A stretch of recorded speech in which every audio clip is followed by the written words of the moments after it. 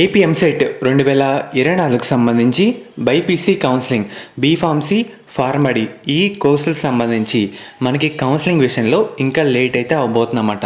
కొంచెం డిలే అవుతుంది. అది ఎందుకు వల్ల వచ్చింది, మీకు కౌన్సిలింగ్ అనేది ఎప్పుడు ఉండొచ్చు, టోటల్ ఇన్ఫర్మేషన్ మొత్తం ఈ వీడియోలో డీటెయిల్గా చెప్తాను. వీడియో అంతా లైక్ చేయండి. కొత్తగా ఎవరైతే మన ఛానల్ చూస్తున్నారో సబ్స్క్రైబ్ అయితే చేసుకోండి. బెల్ ఐకాన్ కూడా ఆల్ ఆప్షన్లు పెట్టుకోండి.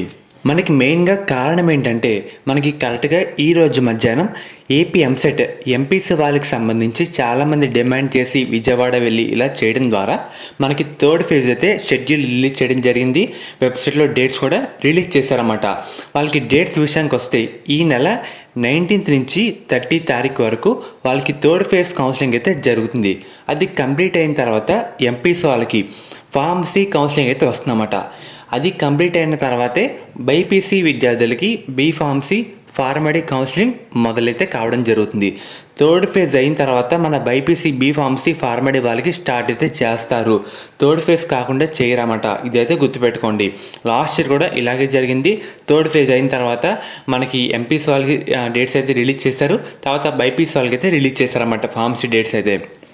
మనకి మెయిన్గా కరెక్ట్గా ఆగస్టు 30 తారీఖుతో థర్డ్ ఫేజ్ అయితే కంప్లీట్ కావడం జరుగుతుంది. కంప్లీట్ అయిన తర్వాత మనకి ఎంపీసీ వాళ్ళకి బీఫార్మసీ కౌన్సిలింగ్ నోటిఫికేషన్ అయితే వస్తుందన్నమాట. మనకి బైపీసీ వాళ్ళకి సెప్టెంబర్ 2nd వీక్ లేదంటే సెప్టెంబర్ 3rd వీక్లో బైపీసీ బీఫార్మసీ ఫార్మడీ కౌన్సిలింగ్ అయితే ఎక్స్పెక్ట్ చేయొచ్చు. అప్పుడే మనకి పక్కగా రావడం జరుగుతుంది. ఎందుకంటే అప్పుడు ఇంకా ఎలాంటి అడ్డు అయితే ఉండదన్నమాట. ఇప్పుడు సడన్గా చాలామంది విజయవాడ వెళ్ళి రిక్వెస్ట్ చేసి ధర్నాలు చేసి ఇలా చేస్తే థర్డ్ ఫేజ్ పెట్టారు.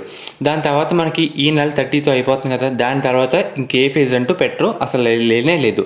మనకి తర్వాత ఫార్మసీ కౌన్సిలింగ్ సెప్టెంబర్ 1st వీక్లో వచ్చేస్తుంది ఎంపీసీ వాళ్ళకి.